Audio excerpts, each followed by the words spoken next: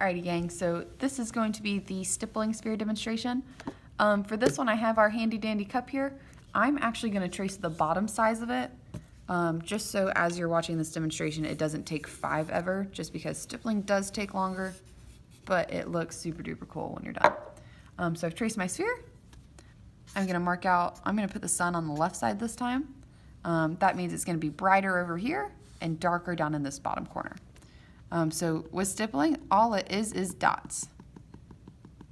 So I'm just kind of bouncing my pen up and down. The dots are going to be closer together here on the side that we want to be dark and farther apart as we get closer to the sun. So as I'm kind of adding my dots here, I'm moving them farther and farther apart as I get closer to that sun or lamp or whatever you would like it to be.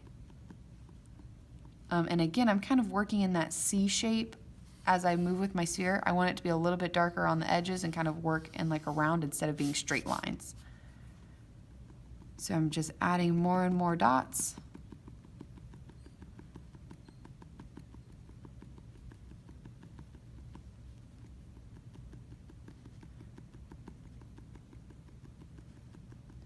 I would definitely recommend as you're doing this to do it either, if you're doing it digitally, use like a pen or marker feature so that the dots will bleed a little bit, meaning they'll expand so you're not going to be stuck here forever doing this. If you're doing it in my class, definitely I would probably recommend using a Sharpie or a marker of some sort.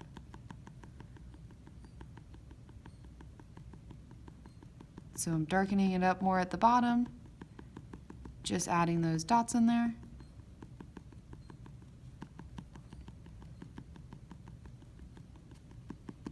And you can see that it's starting to kind of get that little gradient effect.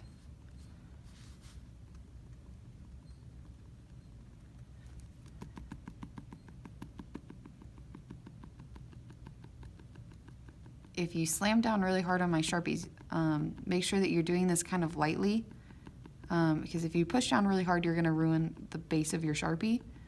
And if you ruin the base of my Sharpie, I'm not going to be a happy camper.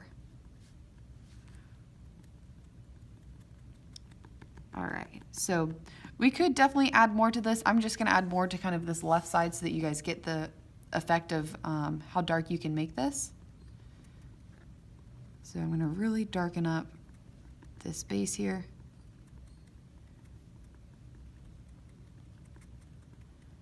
So my dots are pretty much overlapping here at the bottom. And then as we move up, we're getting a little bit of white space between them, a little bit more white space, and so on and so forth as it's moving up. So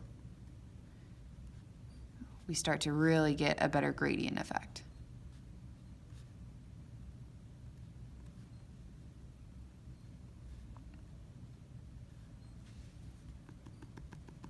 Okay, so do we see how it's starting to get really dark here? And I want to thin this darkness out around here and keep going with that darkness so that we have a nice sense of shading here. So with this one, same as the last one, we're going to add our cast shadow. The cast shadow is going to be this time coming off in this direction since our sun is in the left corner. Our cast shadow is always in the opposite of wherever our sun is. If the sun was kind of facing the side and the light source was moved, it would move our cast shadow.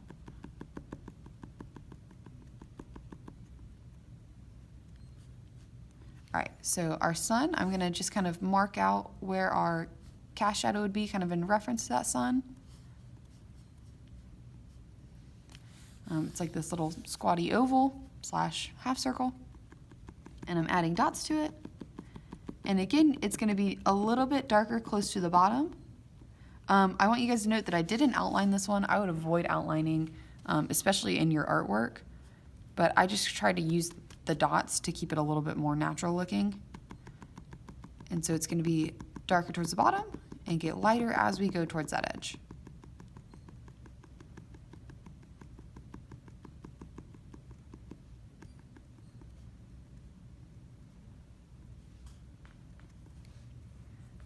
All right, you start to see it kind of starting to take shape here.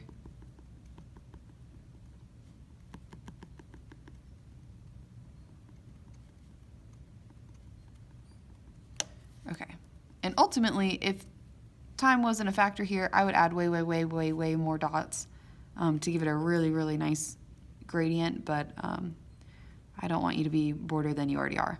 So there we have our stippled sphere with its little cast shadow.